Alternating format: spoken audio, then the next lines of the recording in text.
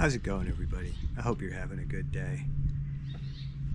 It's about 60 degrees, the sun is out, there's a little bit of a breeze. It's an absolutely gorgeous day to be out here in the backyard getting my hands dirty, which I'm gonna do in a few minutes. Before that, though, wanted to take some time and chat about something a little bit.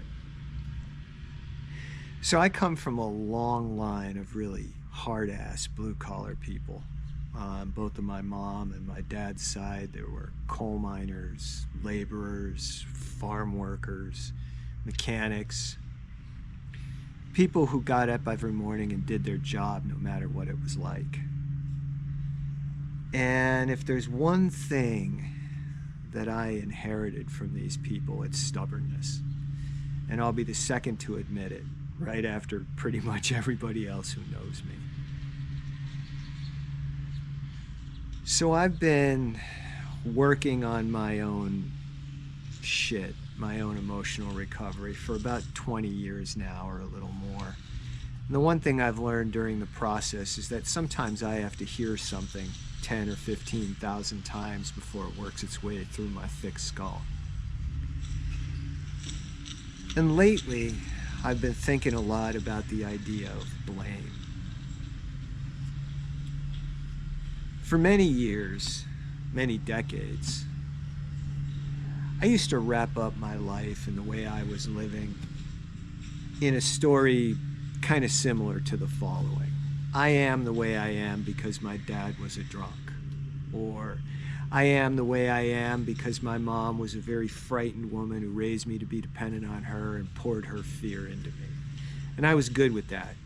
I knew the way my world worked, I knew why I was the way I was, and that was it.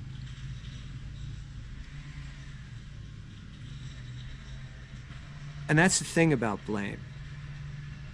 It's a very easy handle to grab onto. It gives you some security when you think you got your life all wired out, you understand the way things are. And you can move into that story and you can feel safe there even if it's turbulent. You can live the life of victimhood, which is one of the biggest control scams out there. If you're a victim, then there will always be people around who will cater to your every need, will take care of you, feel sorry for you, and so you get your power from that. But eventually you start looking at your life and you start realizing things like, well, I'm a grown-ass man. My dad's been dead since I was 16 years old. Or I no longer see my mom every day. She lives well over 100 miles away. Or eventually, my mom's dead. So if those things are true, why is the story still around? What's getting its juice? And it's at that point that blame starts to shift into responsibility. When you're a little kid and you're coming up in a house that's turbulent, you're like an egg in a pot of water. The heat gets turned up, you're going to get cooked. There's not a damn thing you can do about it. But as you get older and you've got some distance, you can begin to take the time to look at it. One of the things that I realized is that there really is nobody to blame. There's a bucket of shit that I got handed by my parents. It's not all shit. There were some really wonderful times.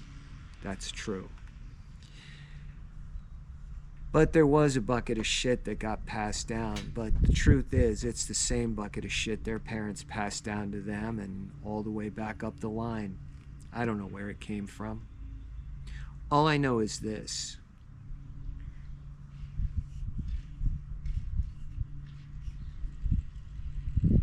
When you decide that you're going to take an active role in your own healing, when you decide that you're not going to hand that bucket of shit to anybody else, what you're really saying is, the line stops here. That's it. And I'm either going to die without this thing or with it.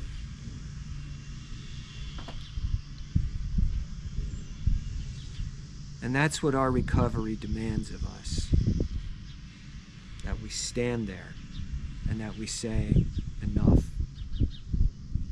It's hard. It's hard work.